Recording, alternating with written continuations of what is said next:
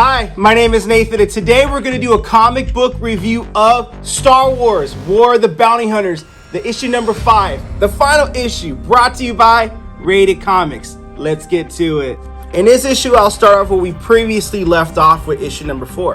Han Solo is currently frozen in carbonite and in the grasp of the Empire, but the rebels aboard the Millennium Falcon plan to take him back. They are not the only ones looking to recapture Solo, though. Boba Fett and Valance are both on a collision course with the Falcon and the Imperial shuttle holding Han Solo.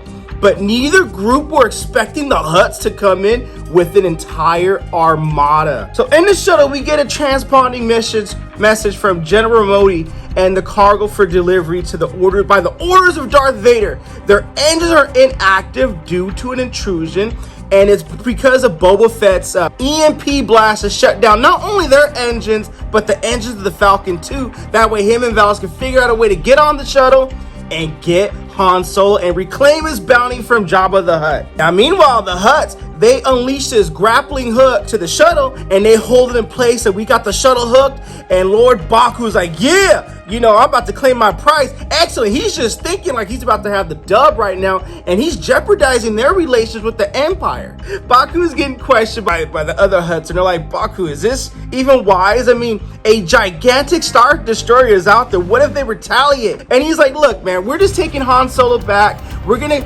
send his people back unharmed. It's not gonna affect anything with the partnership or our relationship with them. It's just mutual respect. This is nothing more than a mere conversation. Even they're like, huh? And then when they send other ships to the rescue, they're just like, I don't think they're taking it as a conversation. Baku, this is more like it's a fight. Now their fighters have engaged with the Hutts, and it's an all-out war. And even the Admiral and Admiral Pete's like, okay, what's up with the Hutts? And then also we see these other two ships, they're staying back, but we know they're not going to help the Hutts out, and we don't know what to do with them. Admiral Pete's like, okay, they're just petty criminals, you know, and their squabbles beneath our notice. They're just nothing. You know what? Just send the message to Lord Vader. This is a small man. Let's just keep him in the loop, right? Meanwhile, Lord Vader is dealing with, I'm trying to get Luke Skywalker, and he's pissed at you guys should not disturb me for such insignificant. The activities of the Hutts are irrelevant to me. But if Captain Solo is not aboard the Executor by the time I return, I will require an explanation in person. And Lord Vader tells him, do not contact me again unless Emperor Palpatine orders it himself. I have a target of my own. And Luke is trying to maneuver, outduck, and outdodge Darth Vader. Now, Luke Skywalker opens up a channel to the Falcon, and he's talking to Lando, Leia, and Chewie. I don't ask why I had to let out the Chewbacca sound. I just had to. So he asked Leia for an update, and Leia's like, look, the Hutts, they're engaged with the Empire, and our engines are knocked out. It is an all-out war. Any second, the shuttle will be out of our range, and this is our chance to get Han Solo. But our engines are out, and we have to get them running so we can go aboard the ship or the shuttle and retrieve Han Solo. So Luke asks, did someone attack you, or is the Falcon just being the Falcon? And Leia tells Luke Skywalker, no, it's an attack of some seismic weapon, Lando thinks. But it was Boba Fett who did that. Now Boba Fett and Valance are in the distance, but close by. And Valance like, okay, good. You knocked out the Falcon, but how are we supposed to get to that shuttle? It's smack dab in the middle of this fight. And we're not going in there with all that firepower. So Boba Fett tells Lando, look, the shuttle's still deactivated. I can get up close, let off another seismic charge, knock out their ships, then we board, take Han Solo. Simple, right? It ain't that simple, because now the shuttle has power now, and the engines are running it, and Valance calls it out. And Boba Fett's like, look, man, there's always another option. And now Boba Fett's like, we can't get on the shuttle, then we'll just have to get on the Superstar Destroyer. Admiral Pete's having a conversation about, okay, Han Solo is now aboard the ship of the Star Destroyer, and the Hutts that survived, they're withdrawn. Should we press the attack? No, do not press the attack. Then they'll be endangering single Emperor pilots. We're not going to do that. The Empire can exact more revenge on the Hutts by adjusting the terms of the deal with them. And we'll hit them what the Hutts value most, which is their credits. Then they get message that they received the request to access board of the Star Destroyer, someone named Boba Fett. The file shows him registered with the Bounty Hunter Guilds, claims he's working for a mission for Darth Vader, and it's urgent. And then Admiral Pete's like, does he have access codes? Yes, slightly out of date, but they check out.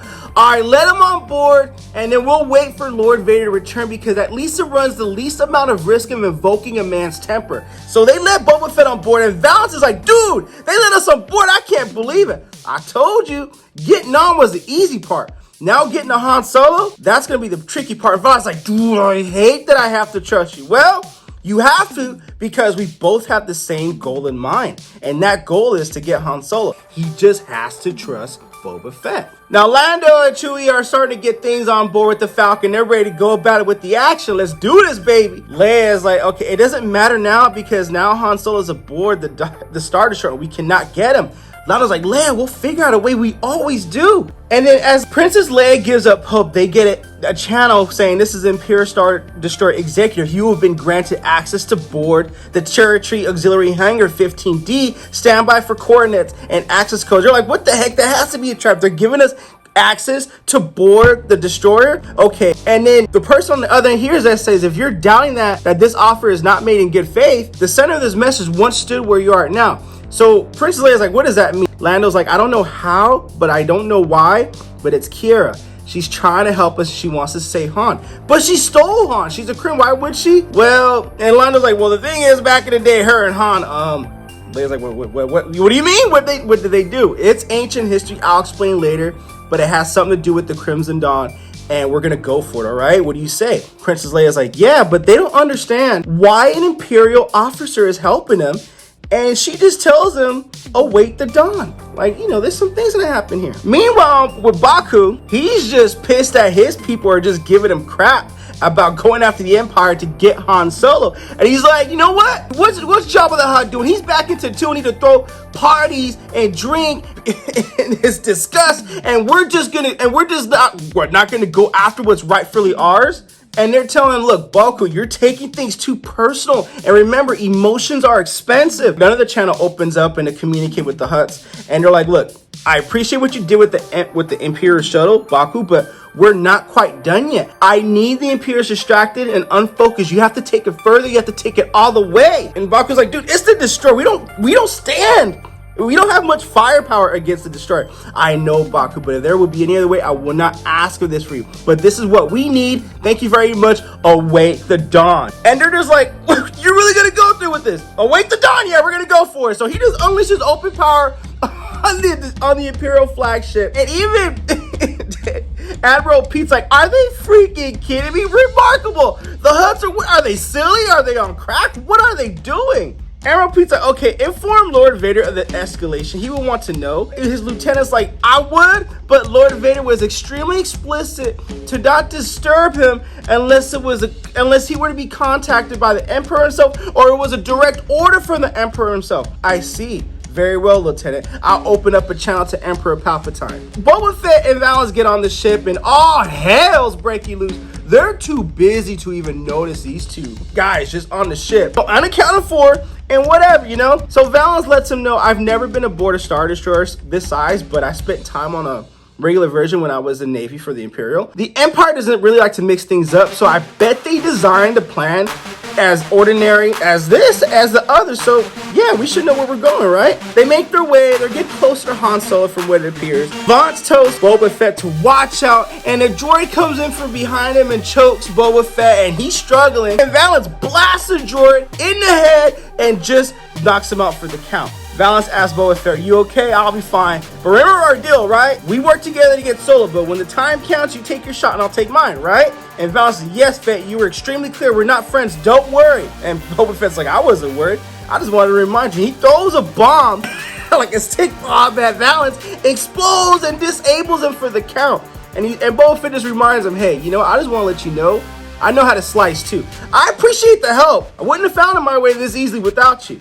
But if you want to take another shot at Solo, try Jabba the Hutt's palace, and that's where he'll be, or choose another line of work, because in other words, you suck, bro. Now our channel is open up to Lord Vader from Admiral Pete, and Lord Vader's pissed. Were my instructions not clear? I was to not be disturbed unless anything less than the word from the Emperor himself, right? He's like, yes, very clear. Let me to pass this message along to you. And his message is this: he considers the Empire's arrangement with the Hutts valuable, and he wants it preserved, but a message must be conveyed. He wants them cowed, not destroyed. Instead of using the Executor to eradicate the Hutts armada and their entire fleet, He has ordered you to end the insurrection personally. And Lord Vader's like, all right, I understand. If it came from the Emperor himself, it will be done. And he tells Luke Skywalker, I will leave you now, young Skywalker. You're not skilled in the Force. It does not matter because I sense your fear. So when I come back, you are not a Jedi. You will never be a Jedi. Well, Luke's like, okay, well, not yet, but I will be. So Luke tells Princess Leia over the intercom, hey, Vader's gone. I held him off as long as I could, but he's going to be heading back to the Star Destroyer. Do you have Han? No, not yet. But now Princess Leia, along with Chewbacca, okay, I'll stop. I have to let it out. I can only see him doing that while he's blasting off the stormtroopers along with Lando. But you know what? We're getting close, and they blasted off the stormtroopers. And there goes Han Solo right there. And he's just like, yes, we're here. We're almost so close. They're warned.